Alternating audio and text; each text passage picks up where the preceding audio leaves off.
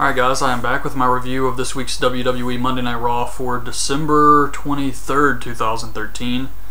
And as some of you know, I put this on the Facebook page. I'm actually in California right now, in Sacramento. I have some family out here, so we came out for the holidays. I'd like to wish everybody a Merry Christmas. I know it's late, but I hope everybody had a great holiday. And I just now got around to watching some of these shows, so I wanted to do a few videos while I'm out here.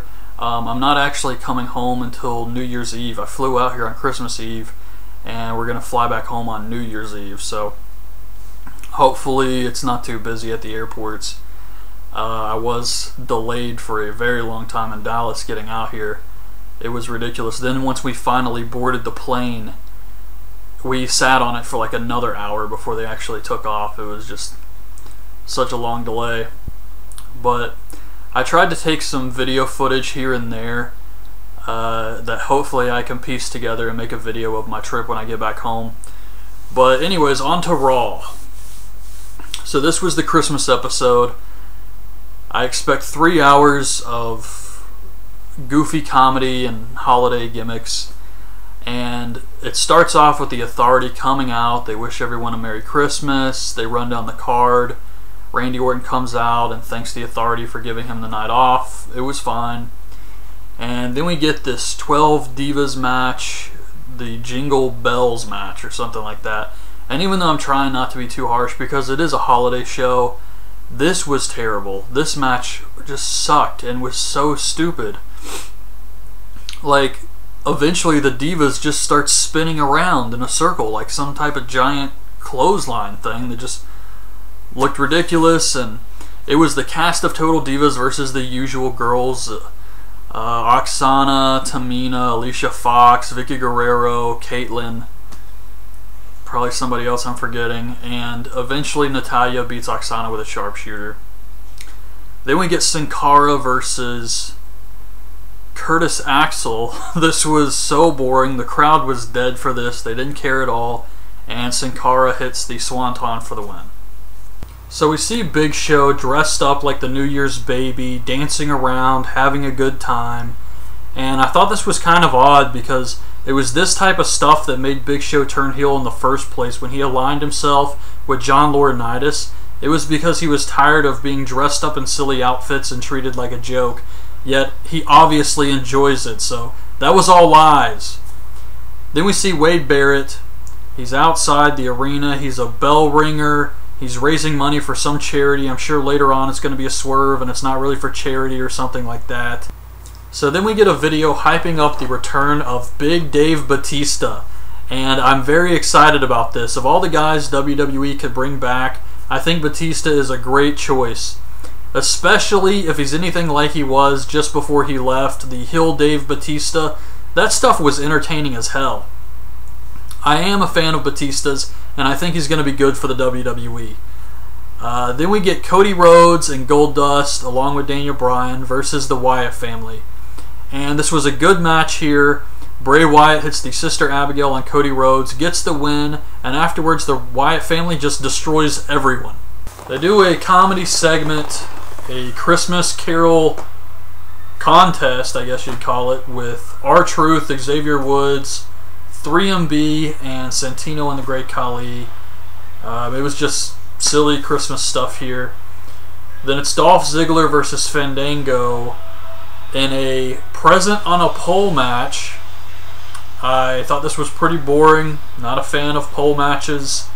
Fandango gets the present, which he doesn't open, but the present is a Intercontinental title shot on next week's Raw New Year's Eve show, which I also expect to be pretty bad. More Big Show dancing like the New Year's baby.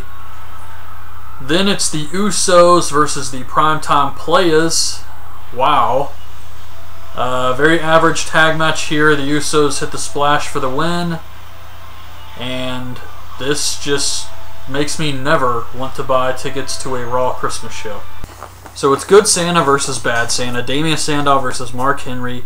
They had a Christmas-themed hardcore match. They used a Singapore candy cane and a toilet for some reason. Mark Henry put Sandow's head in a toilet. Then they did some spots with a fire extinguisher. Mark Henry hits the world's strongest slam for the win. It was pretty short. Afterwards, he throws some cupcakes in Sandow's face. It was pretty damn bad, I gotta say. Afterwards, CM Punk, John Cena, and Biggie Langston cut one of the worst promos I've ever seen in my life. It was so over the top and silly, which normally I wouldn't mind for a holiday show, but it was the way CM Punk was acting. I don't know. Like I said in my review of SmackDown, this guy is just like John Cena now. He used to rally against guys like Cena, and now he's just like him. He cuts the same lazy promos, he does the same matches, and he's just like Cena. So here he is, he's waiting for Cena, he's like, and here he is, hustle, loyalty, respect. It was just painful to watch CM Punk acting this way. But the guy's clearly lazy now. He's complacent. He's happy with his spot, and he's lost his edge, I guess is what I'm trying to say. And this whole promo just reeked of it.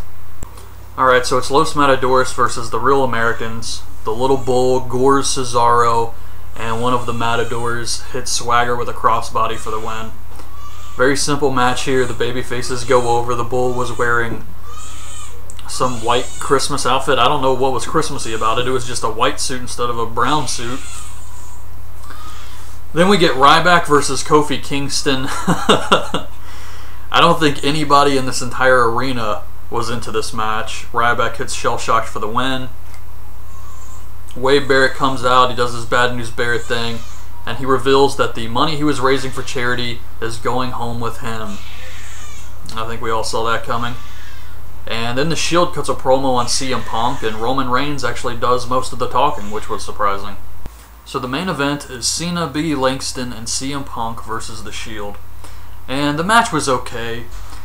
My problem with the match isn't the fact that I feel like I've seen this a million times, because the matches are good. It's more that the Shield is always losing. Even if you say, well, they got themselves disqualified, they still lose. They're always losing. And why are they even feuding with CM Punk right now? He's beat the crap out of them repeatedly. He beat them in a 3-on-1 handicap match.